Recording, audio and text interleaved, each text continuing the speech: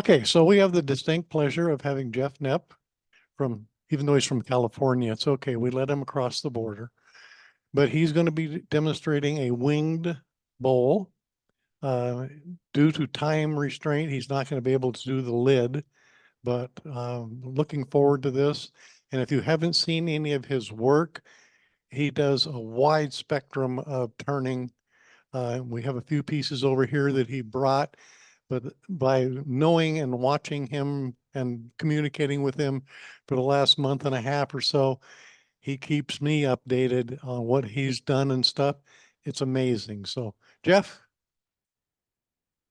Well, as it was mentioned, my name is Jeff Neff, so make all the fun of it you want, but I've been hearing all the jokes about it since I was born, so I'm happy with it. And most people don't forget my name, which is another good thing. So today we're going to turn a wing bowl, 3-wing bowl. This is not my design. This has been specialties of other woodturners. I think Mark St. Clair out of Oregon was famous for it 20 years ago or whatever. But we all turn other people's designs all the time. And when I show you how to do this, this is how I do it. And if you have a better way of doing it, by all means, use your way of doing it. So anyway, I'd like to get started by showing some of my prior work before I get into doing turning, because I do other things besides the wing bowl. Basically, I like to do just about everything. This is a lattice bowl with I used a router sled jig, and that's a maple burl hollow form. That's a silver maple hollow form. There's a set of nested Bradford pear bowls, natural edge. That's a box elder flower that I turned. That's a maple platter, maple burl platter. That's about 22 inches in diameter, natural edge. This is a John Beaver design wave bowl that I did out of a natural edge box elder burl, and I dyed the inside of the bowl red and the wave red as well. Here's another John Beaver bowl. I made the wave a little bigger and dyed it green. That's ash. We get a lot of ash in San Diego, so that's a good source of our wood. There's another one, a blue one. They're all, it was just my concept of dyeing the inside and dyeing the wave part to give it a more of a contrast. That's a resin piece with Buckeye burl hollow form. I do a lot of work with resin as well. Here's another different resin pieces. That's cholla cactus. Yeah, that's it. Anyway, and some resin. That's a maple burl natural edge platter with the open bark occlusion. That's pretty wood. Anyway, this is an off-center turning that I did, a wing bowl. I did some off-center pyrography. That's a long stem box elder goblet. It's my attempt at carving. I carved a maple burl with leaves around it with the wing bowl. This is a box elder hollow form with open bark inclusion. There's a walnut hollow form that I did. There's another box elder long stem goblet box that has a lidded box on the top. Made teapots. This is a whimsical teapot that I made out of box elder wood and did some pyrography on it. So olive, I love working with olive. This is my olive collection of wing bowls and natural edge vases.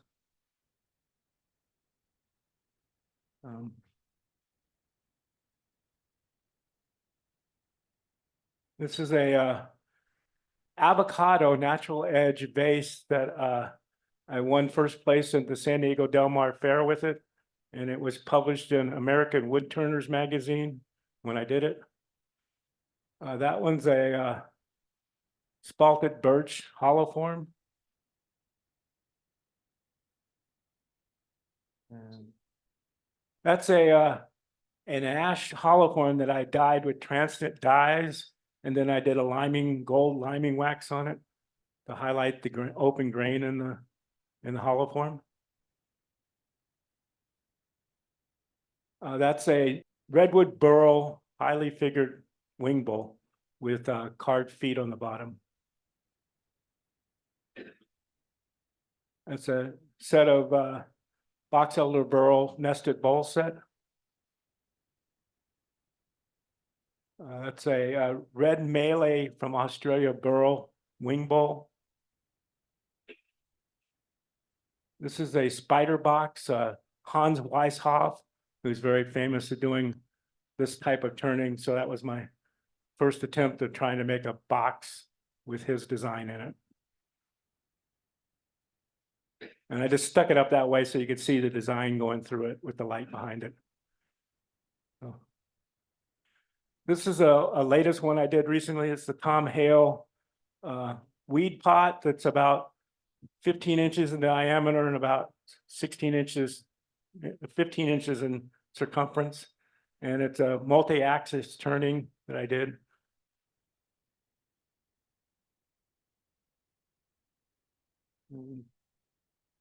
That's a carved piece of maple that I did. I did this in I took a class from Dixie Biggs, so I learned how to do my carving with her. So it's just, this is a natural edge box elder burl with I filled the open bark occlusion with a transparent green resin. So this is a manta ray bowl. Terry Scott from New Zealand is the creator of the manta ray bowl. So I did this one, and I did a lot of pyrography on the rim of it to highlight the 3 wings down and 1 wing up. This is a natural edge flower that I made out of box elder and put it into a manzanita root and carved a leaf to go in it. It's another wave bowl, except this one I did with resin for the wave. So. This is a natural maple burl platter that's was 18 inches diameter. It doesn't represent in that picture, but anyway, there's a piece of, and this is a multicolored, textured and carved shallow bowl that I did that I tried airbrushing and painting and tried to get a different medium in it because the wood was very plain in my mind. Just plain ash, so I tried to, when I have plain wood, I try to enhance it with different types of embellishments. So this is a box that actually you can spin around. And then I did a lot of airbrush and painting and carving and wood burning on it to come up with that design. This is an ash platter that I made that I use transient dyes and rub and buff compound to get the gold effect on it. So. Another hollow form that I did out of ash, and then I used silver liming wax to highlight the grains after it was blue. There's a maple burl with a natural edge wing bowl that was rather large. It's probably 15 inches in diameter and about 8 inches high. So it has a nice waterfall effect on it underneath it. So the baseballs, I do a lot of baseballs, and it's all with pyrography and all freehand, and I don't use a template or anything. I just draw it with a pencil and then go back and wood burn it. So there's a manzanita resin base that I did. So. And another, well, that's back to the wave bowl. So we're good with the pictures. So that was an overview of what I've done, what I do besides this type of turning. Basically, I'd like to challenge myself all the time. If I see something, I gotta figure out how to do it. So that's what the fun part of turning is. So we'll get started. We start with a cube. When we're doing a wing bowl, you want a basic cube that's, 4 by 4 by 4, simple. Hardwood works better. So you put it between centers, like I've done here. You put one wing into the headstock, one corner in the headstock, and the opposite corner into the tailstock, which I've removed the removable center of the tailstock to secure it. And what you want to do is you want to position it so this wing here comes up here and matches that one. So you get the 3 points all even. If you get it off center, you're going to have 1 point lower than the other. So ideally, for symmetrical purposes and pleasant the way it looks, it's better to get it even. So you just line them up so those points come up here. The rest of this is going to be turned away. So now I'm going to put my shield on, and I'm going to walk through the process of turning the back and putting a foot on it before we reverse it and turn the inside of the bowl out. So if anybody has any questions along the way, please raise your hand. I will try to repeat the question and answer the question. So as we go on, yes. This is a first for me. I glued up some wood to make a bigger blank because I wanted to have a better presentation for a bigger bowl for you guys to see. So this is maple and padauk on this particular bowl. The other piece of wood was maple. So, all right.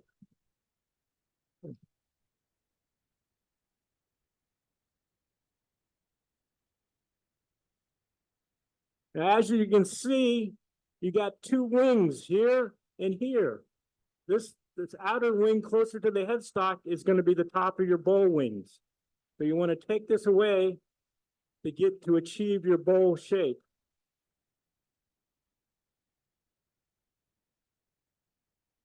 I'm going to start with a carbide tool like the Hercules.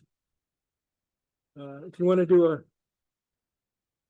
top view, so it's got like a number 5 cutter on it. Person in the club makes our tools like this for us, so he's really good at making any type of tool you want. So I'm going to start taking light cuts. It can be grabby, so you just want to make light cuts. And you always want to make sure that that headstock doesn't come loose, because that's what's securing it.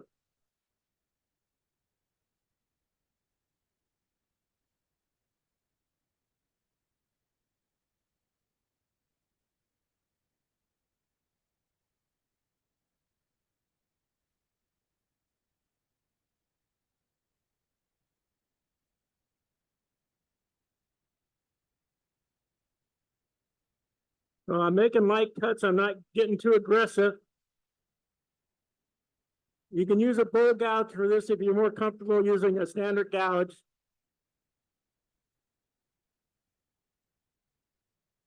And I turn both left and right-handed.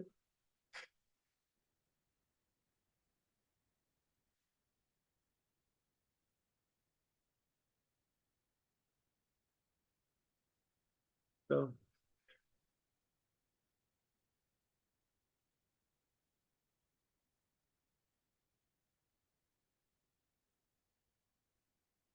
and I turn it, I'm running at about 1,250 RPMs. I'm running at a high speed because you're getting a lot of intermittent cuts. You're hitting and missing your cuts as you're cutting your cuts because I'm turning off center off this angle here. So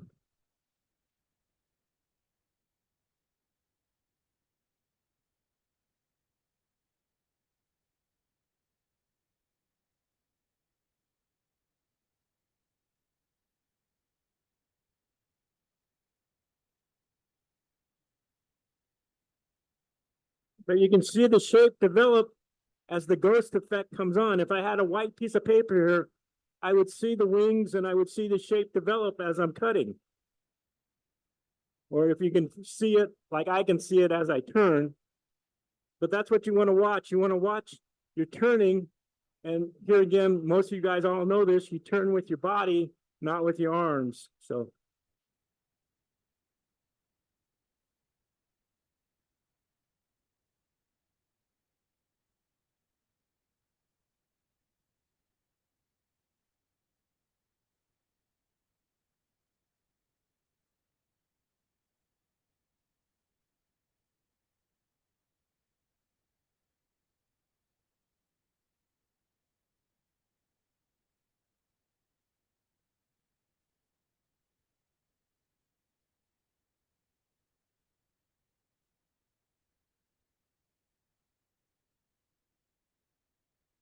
you can see the shadow effect that I haven't reached a center, a smooth center yet. So I still have open areas here.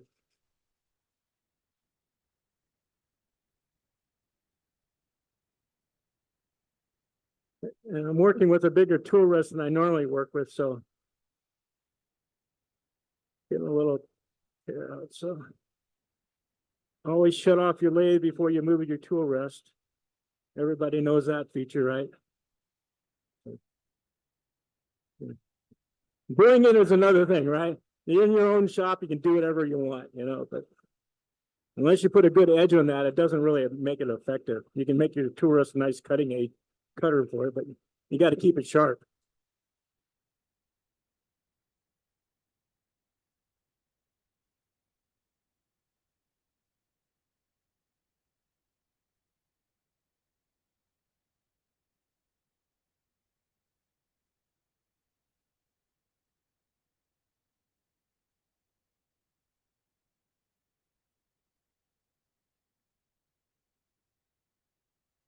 What's nice about the carbide tools, you can make a nice gentle cut. You don't get too grabby and you don't hit the wing. So if you're just learning how to turn one of these, I recommend doing with a carbide first.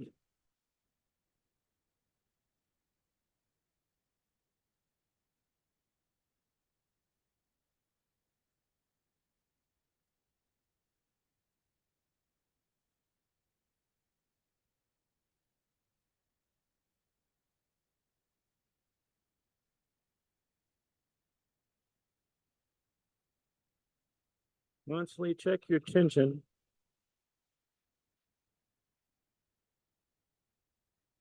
I don't want to send my demo piece out for somebody to catch in the audience.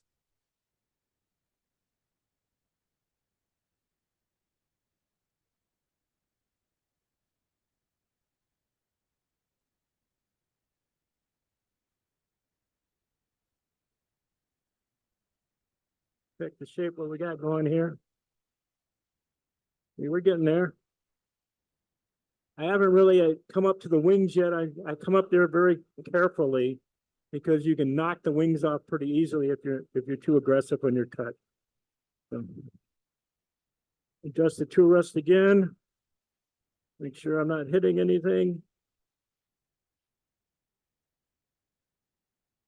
All right.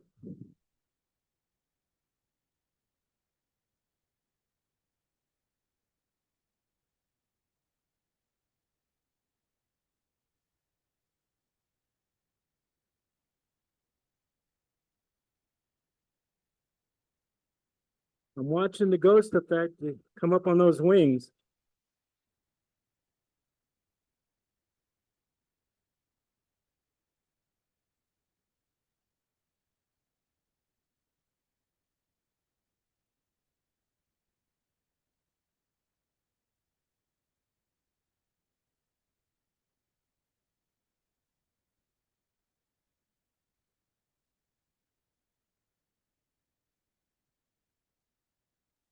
Yeah, my Vic Mark's a 3 horsepower, so I never stall it out. So,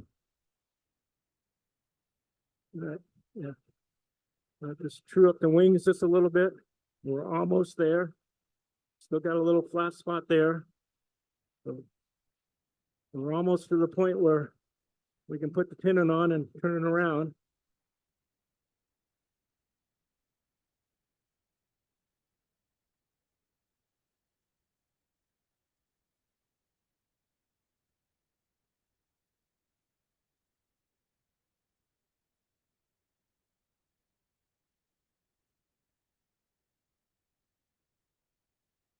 Very, very light cut when you come to the wings because it doesn't take much to knock one of those off.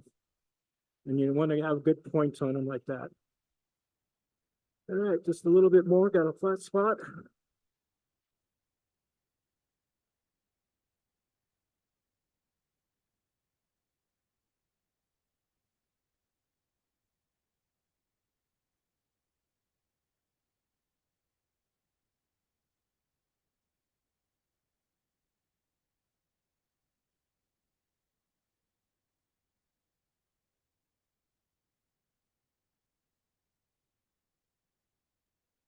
What's great about wood turning is if you break something or you make a funnel, that stuff grows on trees. You just go out and get another piece of wood. So don't get upset if you wow, I just messed that one up. Well, it could be an opportunity for design change too. Maybe you need a funnel in your shop.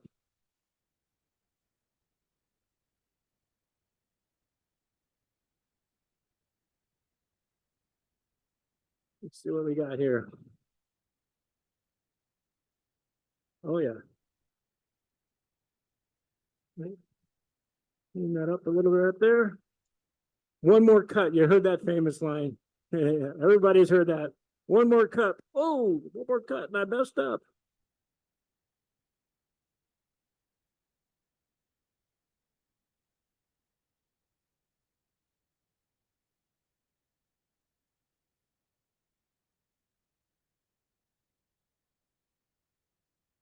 Now at this point we can sand.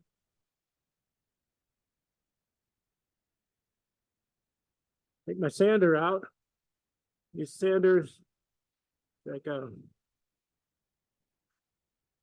a marked 80 grit, 120 grit. Got it on the bearing. My friend Roy made these for me. He learned how to make them from Rudy Lopez. So you take a piece of PVC, you melt it, you heat it up with a torch, you bend it, you put a screw hole, you drill a hole through it. Then you buy a regular bearing. You turn a piece of wood, you put the bearing inside with a Forstner bit counterbore, and put some screws and washer to hold the bearing in place with a nut coming out. You double nut it, and then you take a piece of foam and you glue it on, and some Velcro, and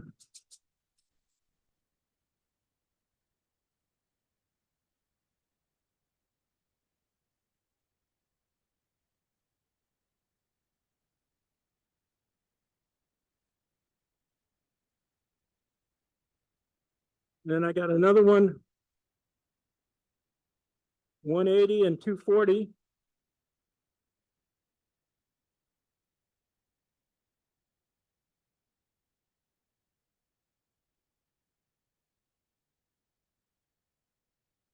But I know you guys didn't come to watch me sand, so.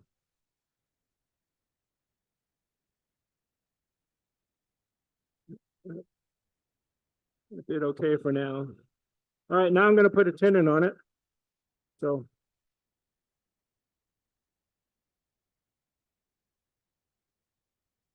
start with a skew. Do a peel cut.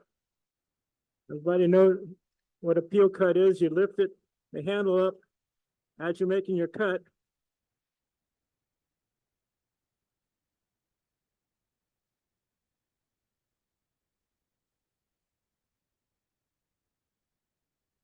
And I'm using a Vic Mark chuck that I brought. So it had dovetail jaws on it. Do that. I still got a high spot in there, so I'm going to use my parting tool.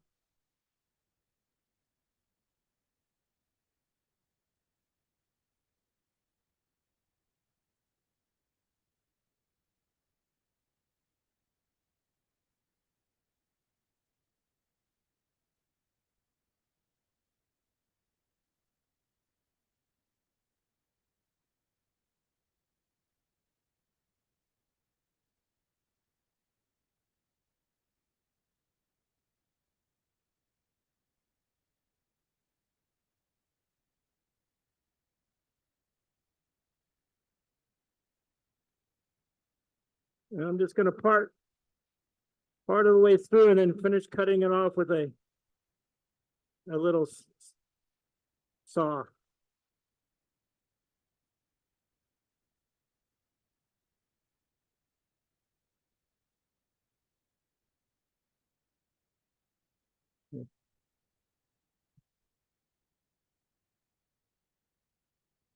Still got to work on that tenon a little bit. It's always good to stop and check what you got going.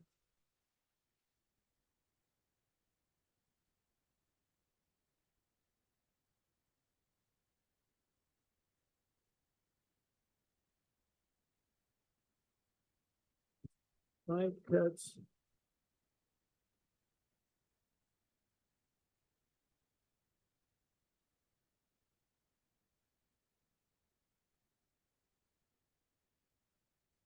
Just watching that circumference get smaller as you're getting it. So you're looking at the shadow of that as you cut. When you pull out away from the tenon so you don't get a catch on your tenon. It's hard not to get a little bit of a catch, but it's better to get it on what you're cutting off than on the tenon you're creating.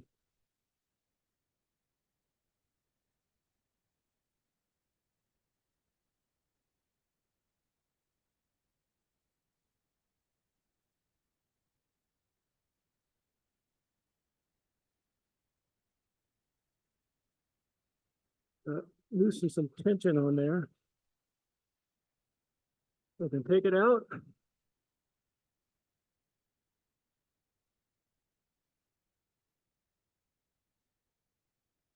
Take that part off. So you can see the basic shape of what I got here. Now what I did is I went ahead and turned another one so you can pass that around.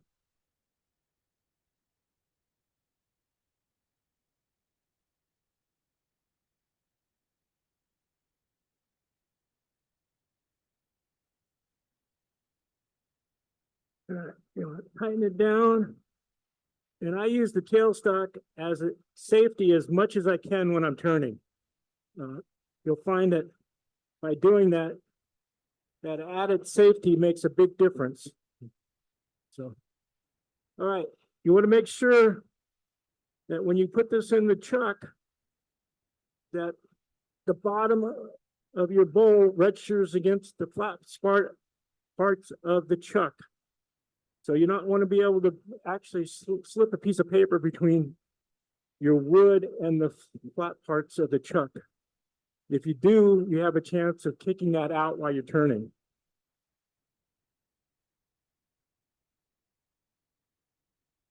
Nothing's hitting. Now we'll start turning the inside of the bowl out. And I'll work a little bit at a time to get most of this bulk out of the front before I take the tailstock off and start turning the inside.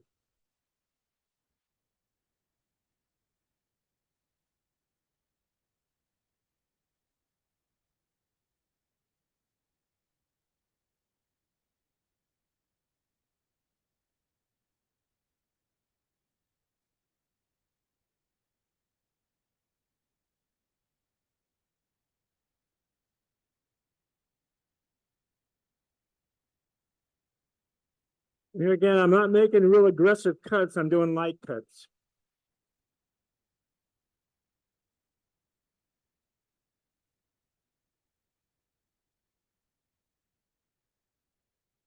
Keeping downward pressure on the tool rest on the tool to keep it from catching because it can be grabby. Just like that. Feel that's grabby.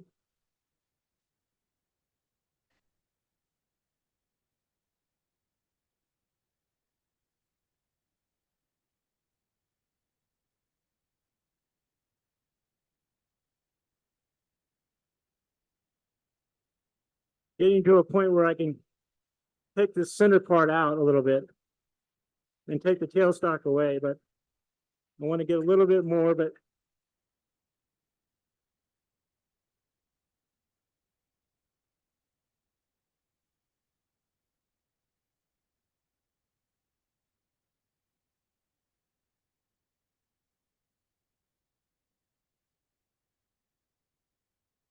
you see how I've gotten it, most of that bulk down. I'm going to part it here and take this off we can remove the tailstock and start working out the center of the bowl now. I err on the side of safety.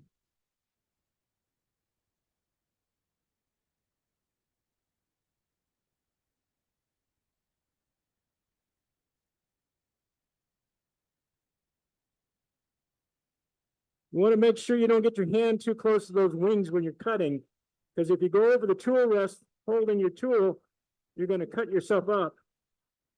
And that's not fun. All right. I think I'll try cutting that off with a saw. And then we can start turning the inside of the bowl out. Watching me do this is like watching paint dry, isn't it?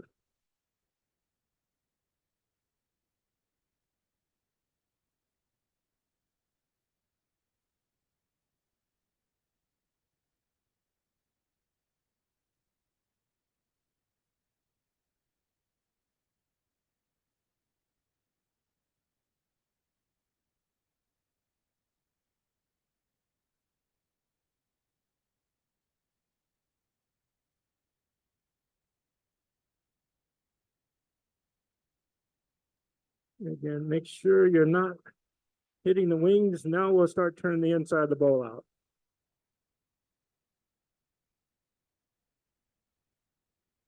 So it's simple bowl turning now.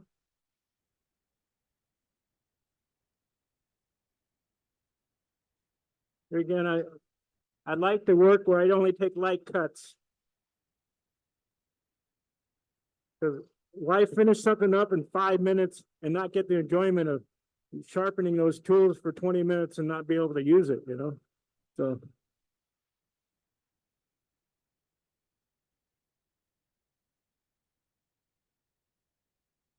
A lot of times when I make bowls, I step down to a point and come back and then take that center out again after reaching a point.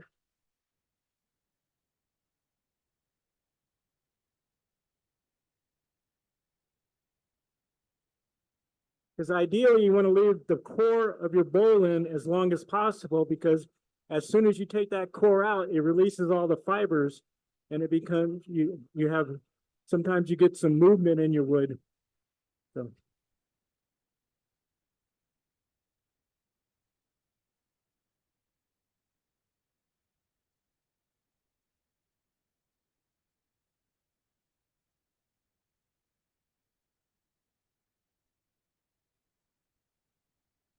I got one grind on one end and another grind on the other end.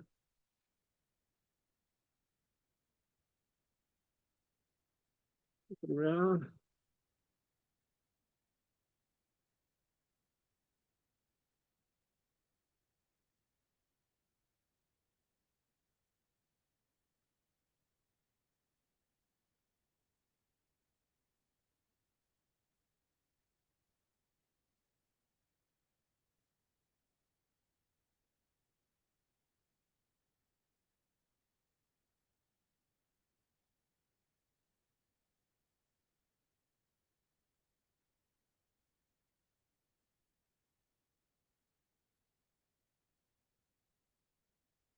Yeah, I saw that.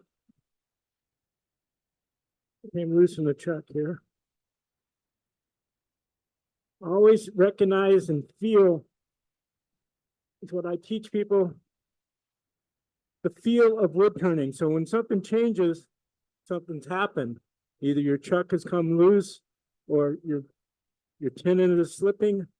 So always be aware of the feel and the sounds as you get, because as you get thinner, you can hear that sound change in the wood. So basically turn the inside with carbide as well, if you prefer using carbide.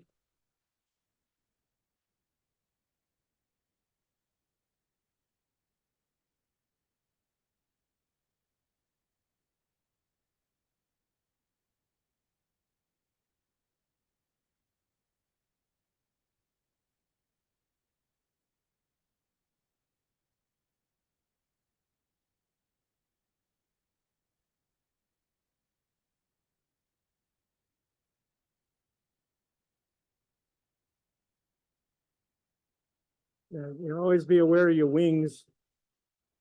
And you establish your wall thickness up higher and you bring that wall thickness down as you get to the inside of your bowl.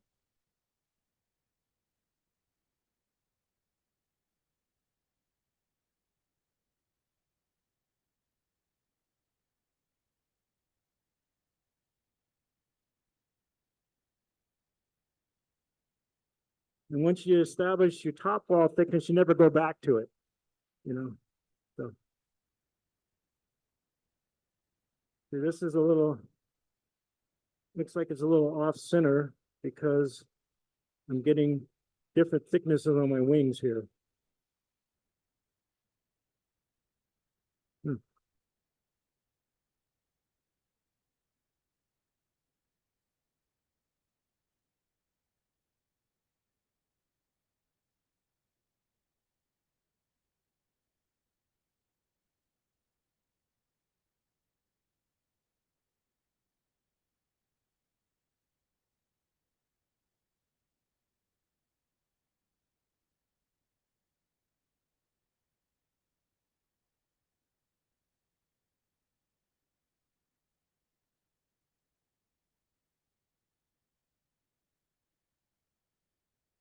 Yeah, I don't, this is the first for me, naturally. Why this wing is thinner than this wing, and this wing is a fatter wing, so.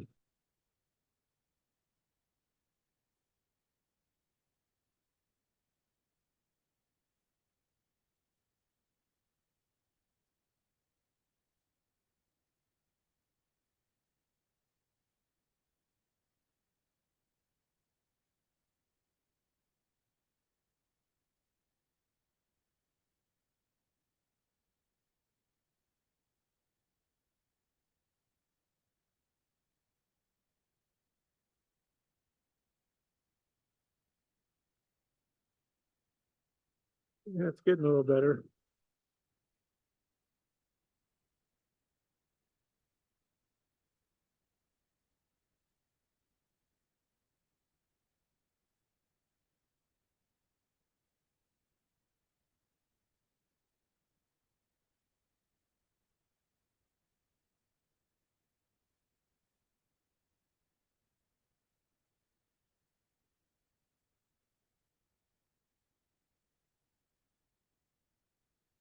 Yeah.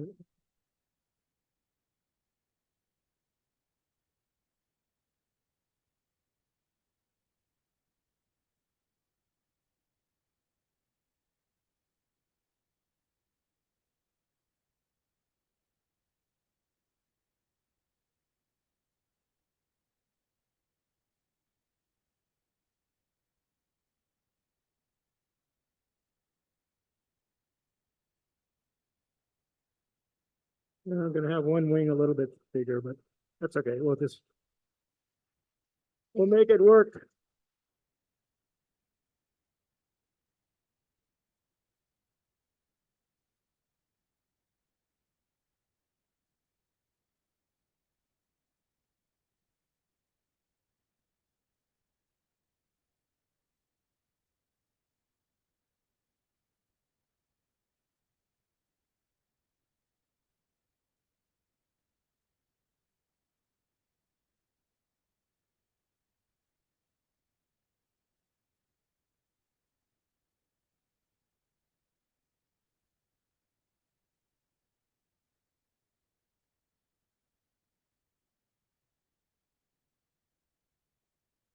This bowl turning. So,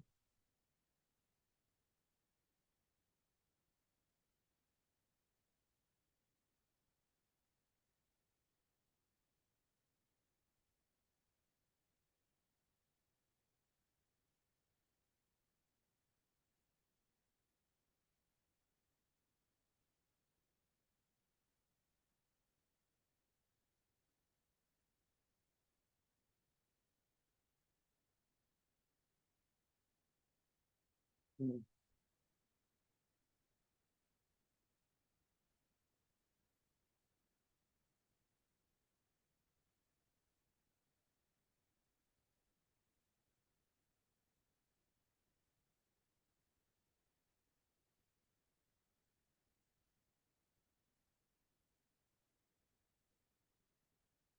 And then I'll switch to a bowl gouge.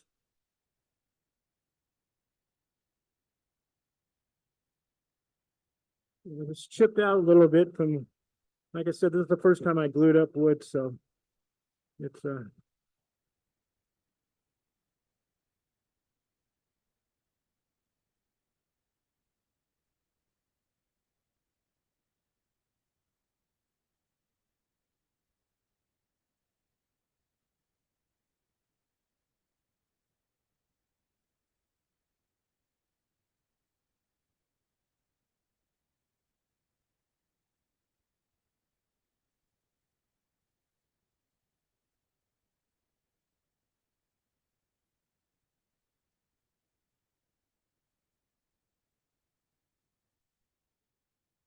catching the other wing when I hit the other side like that. You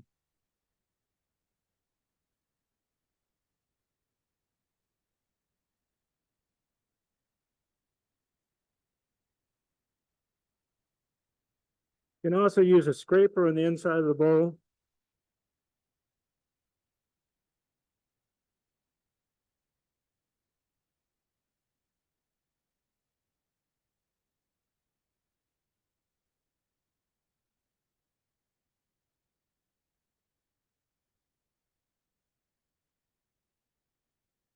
And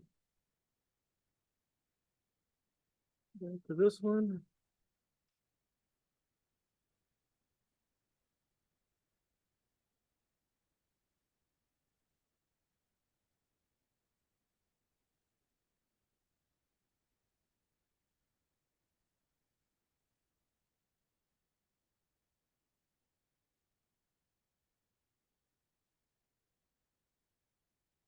Back to the scraper.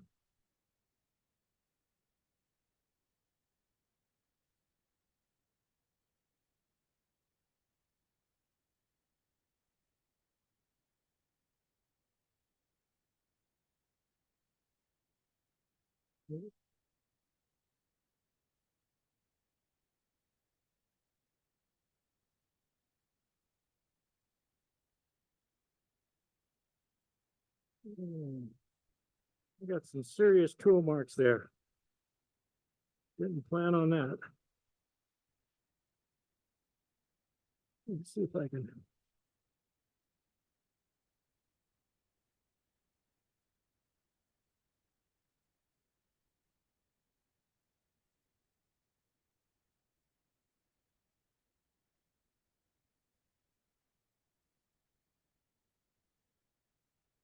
Yeah, cleaned up some of it.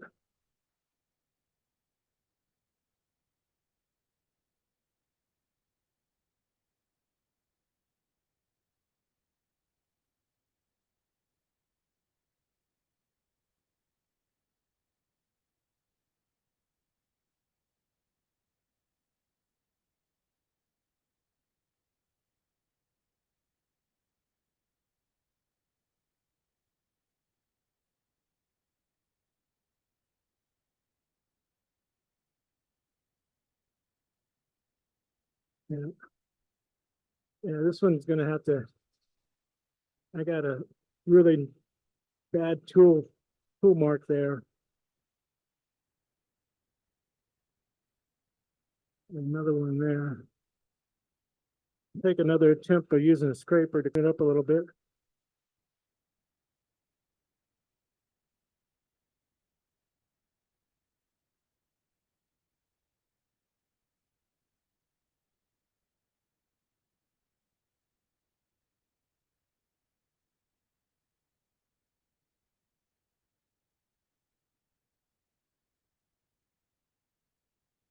Got a little better. Down to one side. That can be sanded out. So basically I've got it turned out. So now it's just a matter of sanding it and reverse turning it and taking the tenon off. So I'm going to sand it for a minute. I know that's exciting for you guys, but hang in there.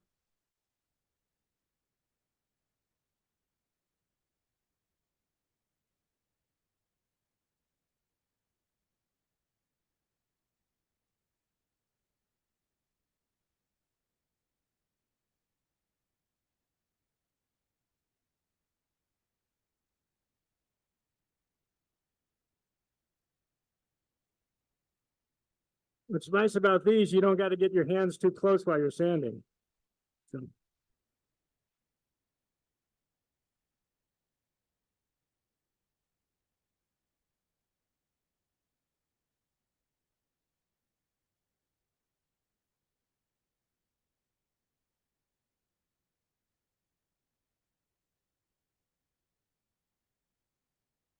Yeah.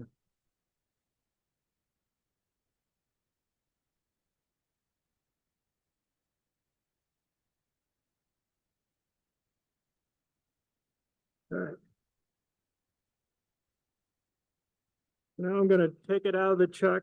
I'm gonna reverse jam it and take the tenon off.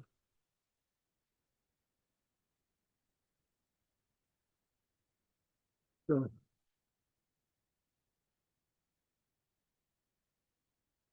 I don't know if you're familiar with these.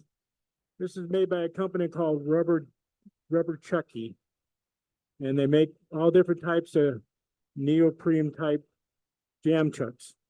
And they also fit onto your one-way live center as well. So they have different sizes. I have this size. I have a smaller one. You can pass that one around. Yeah. They come in cones. They have them for if you're making spatulas. They have them for finials.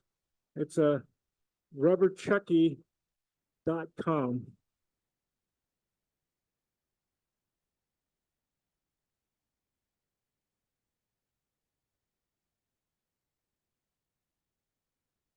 Okay. Since my live center didn't leave a spot here, which normally you like to have, so you got to find that spot. So I'll show you how I do my location of that. Take a pair of calipers. Usually.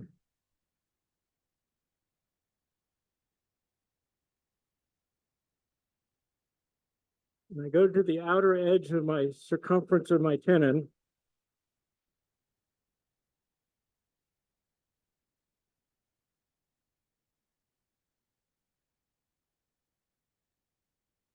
Make a mark there. Same distance over here, make a mark here. Under this side. Make a mark here. Come to this side. Make a mark there. And basically, I draw an X between those marks. And that's pretty close to the center mark.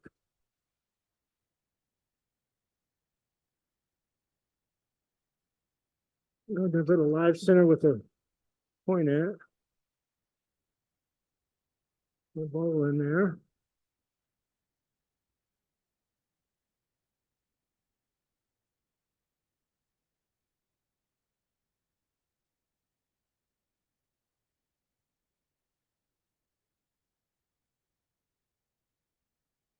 Bring it to that point. Lock it in.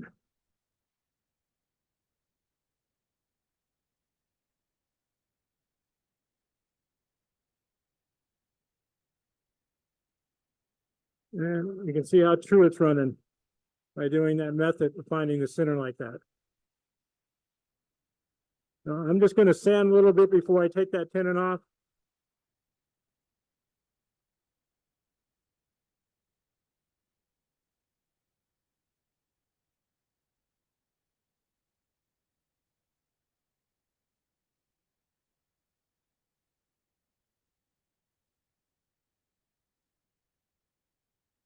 Okay, now I'm going to take the tenon off.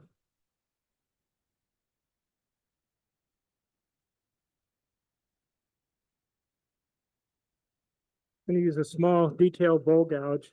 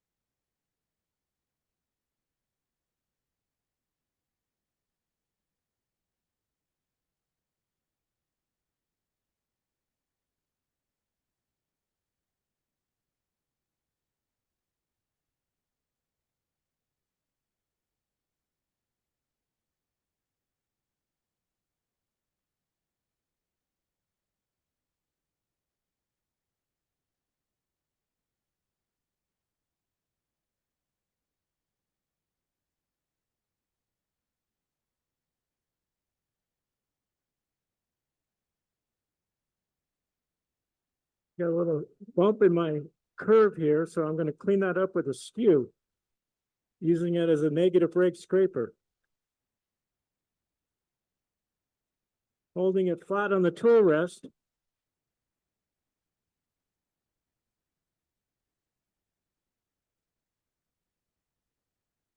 You can soften that curb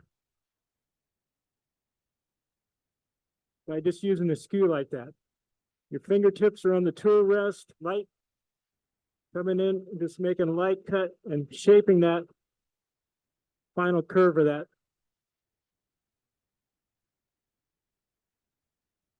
We got a little bit more, so I go out a little bit more.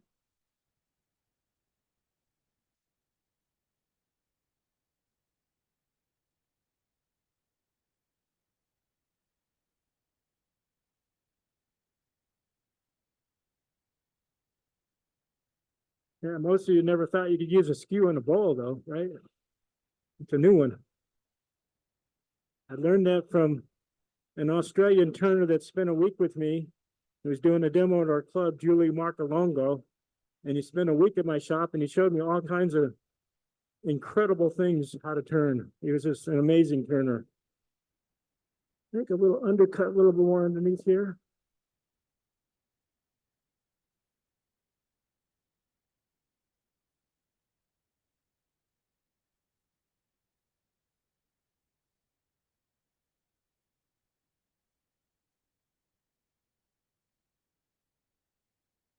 You could take a piece of sandpaper and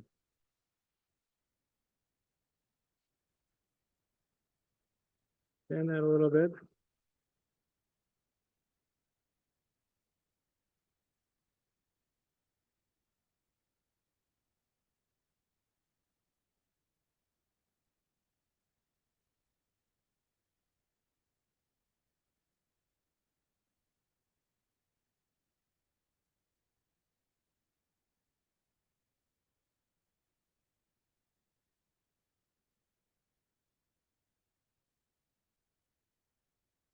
You want to be careful that you don't put too much pressure and blow through this while you're trying to take the final cuts out.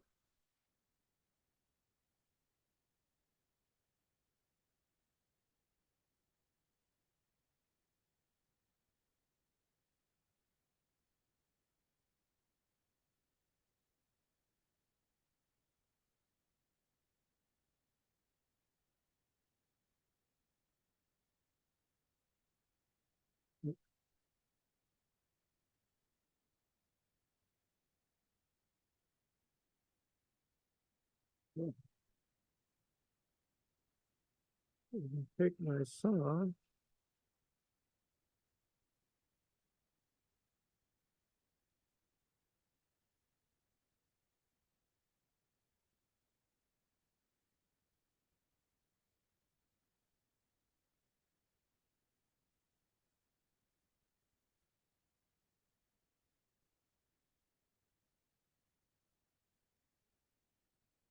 Cut that off.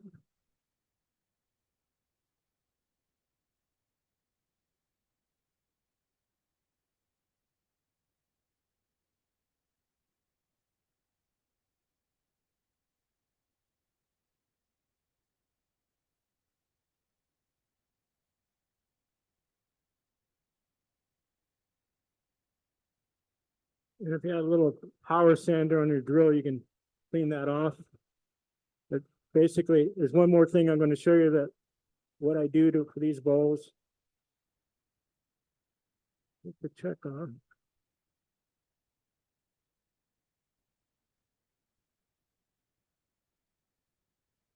All right. What I did is I made a sanding disc and I use that on the wings.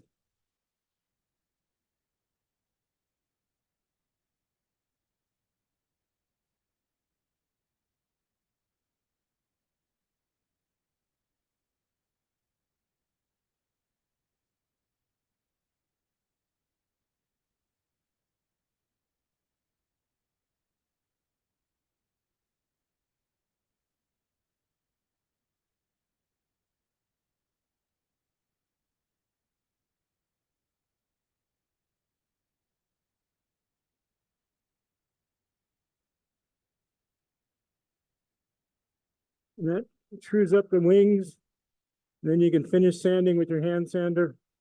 And basically, that's the finished bowl.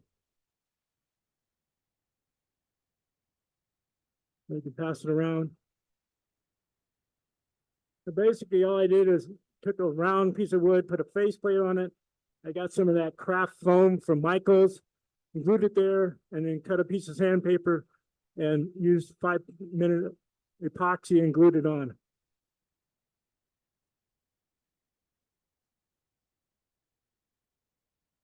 You could pass that around. Comes in handy for a lot of things when you're turning.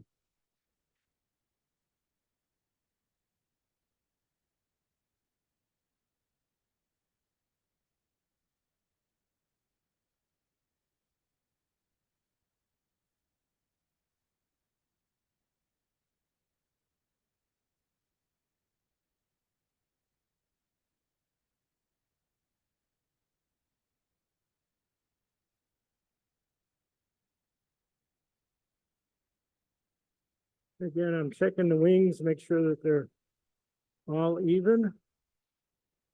Tighten down the tailstock.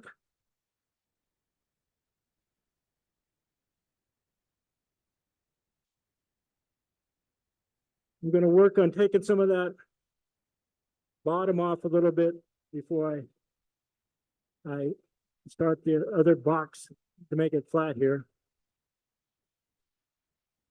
If one of you in the back could hold up one of those flat ones.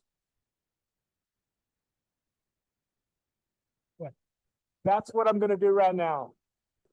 So let's get started.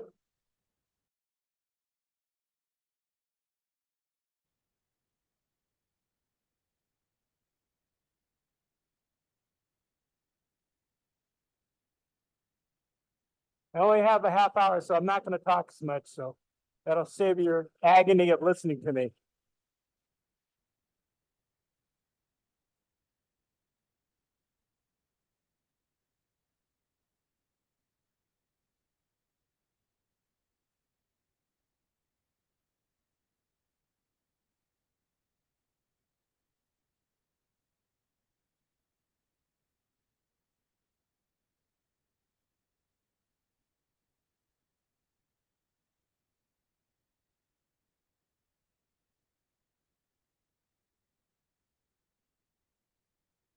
So you see these two wings, this one and this one, the shadow effect of those. I'm going to come in with a parting tool and cut both sides out and put a tenon on it to turn the bowl.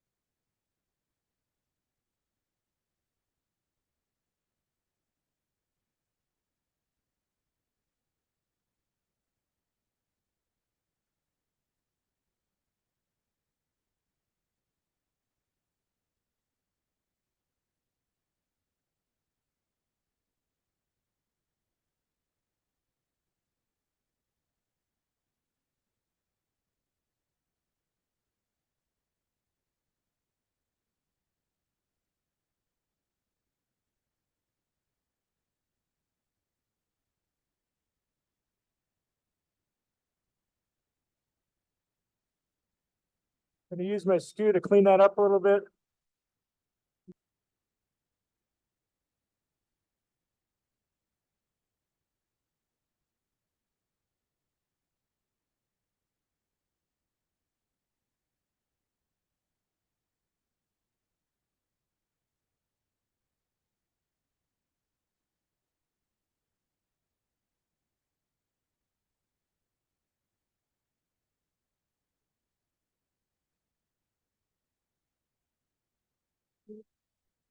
I'm gonna put a tenon on this side, then I'm gonna flatten this side, then we'll turn the bowl.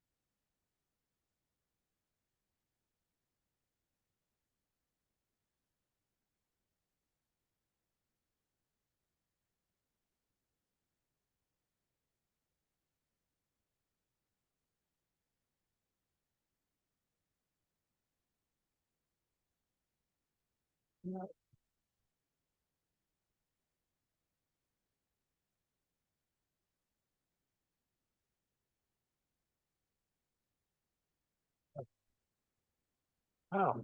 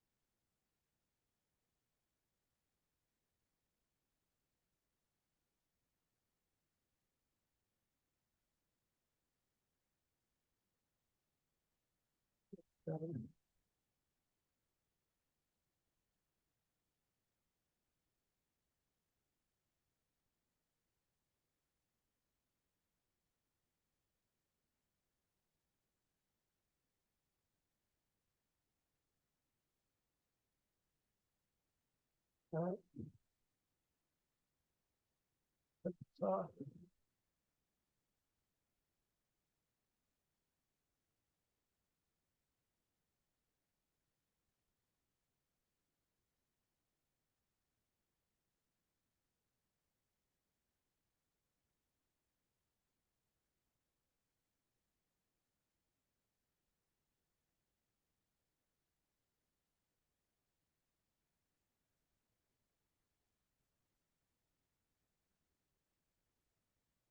All right, now we're gonna turn around, turn the bowl real quick. You'll get the idea.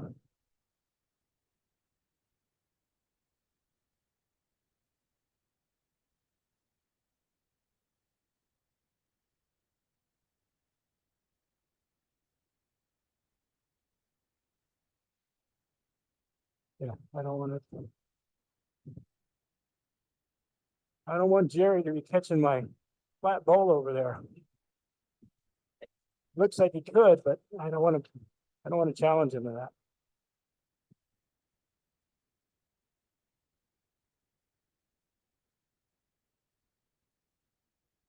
All right.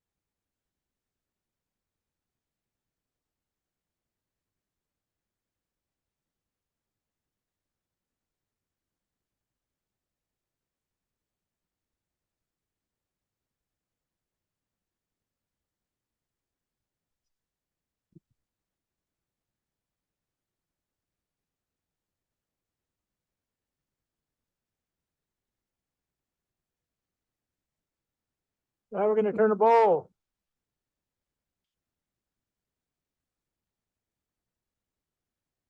Two wrists, slip down.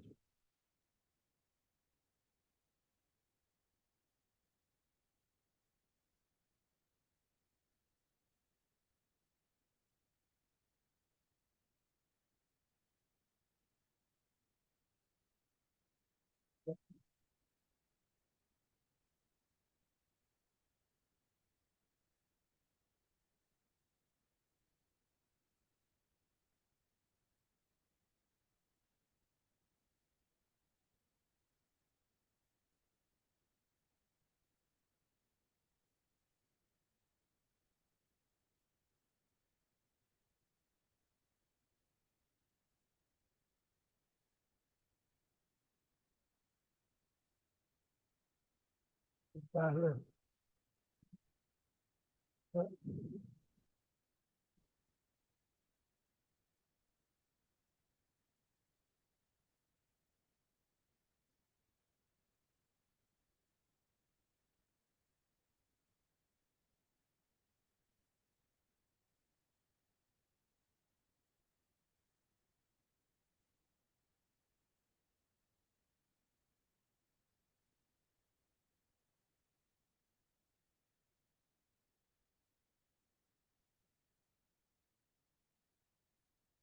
Take a scraper, clean out the inside.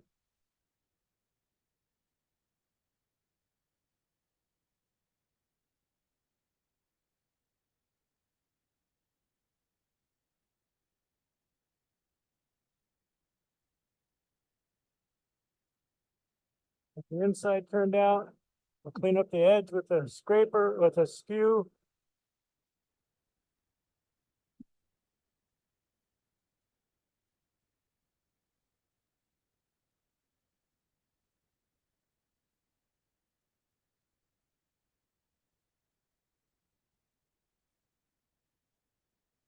Got a little tear out because I was in a hurry, but I'm going to show you what I do.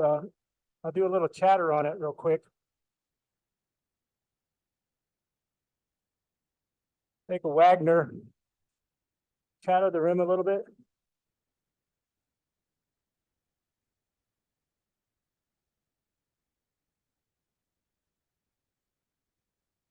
Do a little detail there you could do. Then you could, what I like to do with this is I'll take it out of the chuck and put it back on my sanding disc and clean that up a little bit. I got a big tear out here. That's not normal for what I do. I never get tear outs like that. No, just kidding.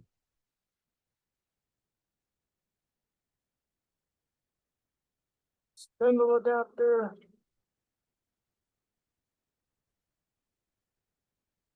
I usually keep this on my mini lathe, so it's always there to use. So I turn to my big lathe and have that set up on my mini lathe. So here you can You can sand the sides. You can sand the top.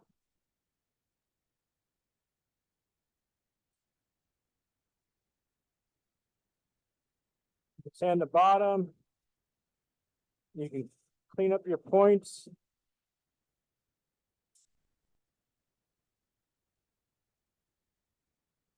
So that's the quick 30-minute ugly looking box I just made, so. Well, that's terrific, Jeff. Thank you. Thank you so much. It was a Yeah. wonderful demonstration.